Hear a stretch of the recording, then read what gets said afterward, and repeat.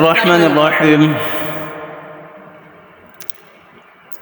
اعتکاف کرنے والے حضرات بہت ہی فضیلت رکھتے ہیں۔ ایک تو رمضان کا مہینہ ویسے ہی فضیلت والا مہینہ ہے، رمضان کا مہینہ ویسے ہی عظمت والا مہینہ ہے۔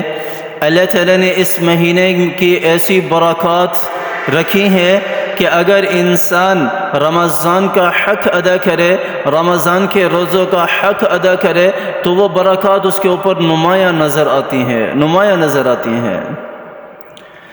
تو رمضان کا مہینہ فضیلت والا مہینہ ہے، اور اعتکاف کرنے والے حضرات اس فضیلت کو دگنا کرنے والے ہیں، 4 چاند لگانے والے ہیں اس فضیلت کو۔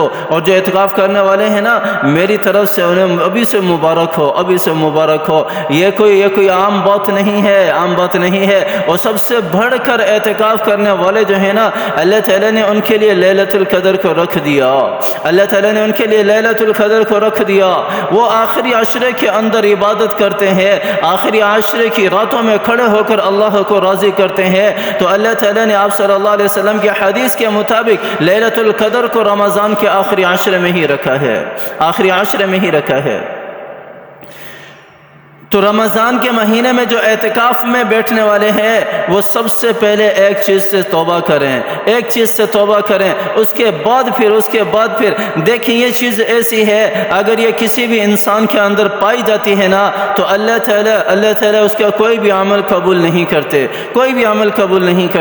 باقی گناہ جو ہے نا، ان کے پائے جانا اتنا وہ نہیں ہے، اللہ تعالیٰ اس پر اتنا غضبناک نہیں ہوتے، اور جتنا غضبناک اس گناہ کے اوپر اس بات پر ہوتے ہیں جو چیز یہ پائی جاتی ہے انسان کے اندر۔ اللہ تعالیٰ نے قرآن پاک کے اندر اس کا ذکر کیا ہے۔ اللہ تعالیٰ نے کیا فرمایا؟ ان اللہ لا یغفر ان یشرک بہ ویغفر ما دون ذلک لمن یشاء۔ اللہ تعالیٰ ارشاد فرما رہے ہیں کہ ایک گناہ ایسا ہے، یہ شرک والا گناہ ایسا ہے، یہ میں اپنے بندوں کو کبھی بھی معاف نہیں کروں گا۔ واضح اعلان ہے اس گناہ کا۔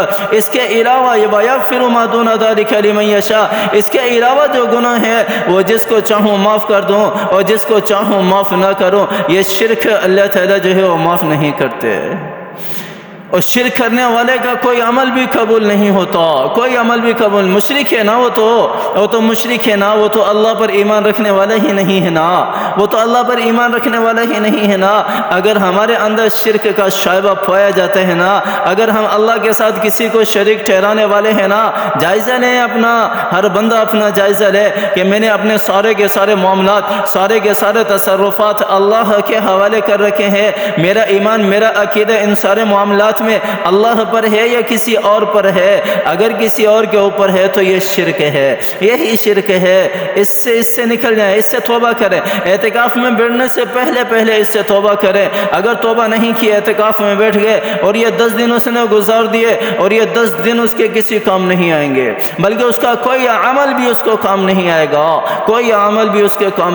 گا، تو شرک سے توبہ کریں۔ میرے بھائیو، دوستو، بزرگوں، باقی بھی جتنے حضرات ہیں، یہ بھی سارے کے سارے جتنے بھی نمازی ہیں، جتنے بھی روزہ رکھنے والے ہیں، آگے حج کے مہینے آ رہے ہیں، حج کرنے والے جتنے بھی ہیں، وہ بھی اس شرک سے توبہ کرنے والے بنے، اپنے آپ کو توحید پر لے کر آئیں، اللہ پر ایمان کو پختہ کریں، اللہ پر یقین کو پختہ کریں، اللہ پر ایمان کو پختہ کریں، اور اس کے بعد پھر جو بھی عمل کرنے ہیں وہ آپ کا قابل قبول ہے۔ اور باقی جتنے گناہ ہیں ان سے بھی بچتے رہیں۔ یہ نہیں کہ صرف شرک سے تو بچنا شروع کر دیں اور باقی گناہوں سے بچنا شروع نہ کریں۔ اللہ تعالیٰ مجھے بھی توفیق دے، اللہ تعالیٰ مجھے بھی گناہوں سے بچنے کی توفیق دے، اللہ تعالیٰ میری بھی گناہوں سے حفاظت فرمائے، باقی جتنے بھی گناہ ہیں ان گناہوں سے حفاظت فرمائے۔ اللہ تعالیٰ جو ہو گئے ہیں ان گناہوں سے توبہ کرتے ہیں، میں بھی توبہ کرتا ہوں، آپ بھی توبہ کریں۔ یا اللہ، ہم سے جتنے بھی جانے انجانے میں جو گناہ ہو چکے ہیں، آج تیری بارگاہ میں ہاتھ اٹھائے ہوئے توبہ کرتے ہیں۔ یا اللہ، تو ہماری توبہ کو قبول فرما، یا اللہ تو ہمارے گناہوں کو معاف فرما، یا اللہ شرک والے گناہوں سے بھی توبہ کرتے ہیں، یا اللہ تو ہمارے ان گناہوں کو بھی معاف فرما، یا اللہ ہمارے جتنے بھی نیک اعمال ہیں، یا اللہ وہ قبول و منظور فرما، یہ دعائیں مانگ کر اپنے آپ کو پاک صاف کر کے اپنے آپ کو گناہوں سے دھو کر اللہ تعالیٰ کی بارگاہ کی طرف جائیں، مساجد کی طرف جائیں، اعتکاف کریں۔ پھر اعتکاف کرنے والوں کے لیے بھی کچھ شرائط ہیں، مسجد میں بیٹھے تو مسجد کے احترام اور تقدس کو پامال نہ کریں، مسجد میں بیٹھے تو مسجد کے احترام اور تقدس کو پامال نہ کریں، مسجد میں بیٹھ کر دنیاوی گفتگو نہ کریں، مسجد میں بیٹھ کر دنیاوی گفتگو نہ کریں، اور جو آپس میں کچہری کرتے ہیں وہ کچہری نہ کریں۔ آج کل جتنے بھی ہماری نئی جنریشن اعتکاف میں بیٹھتی ہے، ہمارے جتنے بھی نئے لوگ، جتنے بھی نئی نسل آنے والی جو اعتکاف میں بیٹھتی ہے یا جو پہلی دفعہ اعتکاف میں بیٹھ رہا ہے، بہت سارے ہمارے مسلمان جو ہیں وہ موبائل کے اندر لگے ہوئے ہوتے ہیں۔ تو خدا کے لیے ان موبائلوں کو اپنے گھر پر ہی رکھ کر جائیں، پاور آف کر دیں، لاک کر دیں، کچھ بھی کریں، اپنے گھر پر رکھے جائیں، مسجد میں ساتھ نہ لے کر جائیں۔ جو ضرورت کی چیزیں ہیں صرف وہ مسجد میں لے جائیں، باقی اس کے علاوہ کوئی چیز مسجد میں نہ لے کر جائیں۔ اور گھروں میں ہماری مائیں بہنیں جو اعتکاف میں بیٹھنے والی ہیں، وہ کسی ایسی جگہ کو اپنے لیے خاص کر لیں کہ جہاں کسی کا آنا جانا نہ ہو، نہ محرم کا آنا جانا نہ ہو، وہاں پر ایسی جگہ کو خاص کر لیں، اور وہاں پر سارا کچھ وہیں پر اس کا ہو، اس کا کھانا بھی، اس کا پینا بھی۔ پورا گھر کا اعتکاف نہیں بن سکتا، پورا گھر اعتکاف کی جگہ نہیں بن سکتا۔ گھر کے کسی کمرے کو بنایا جا سکتا ہے، ایک پورے کمرے کو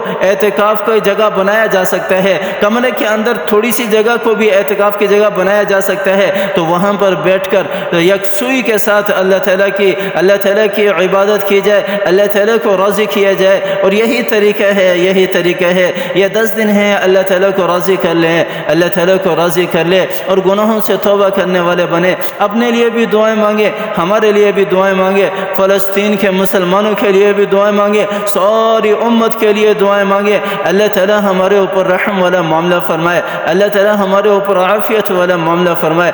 آمین ثم آمین، وآخر دعوانا ان الحمد للہ رب العالمین۔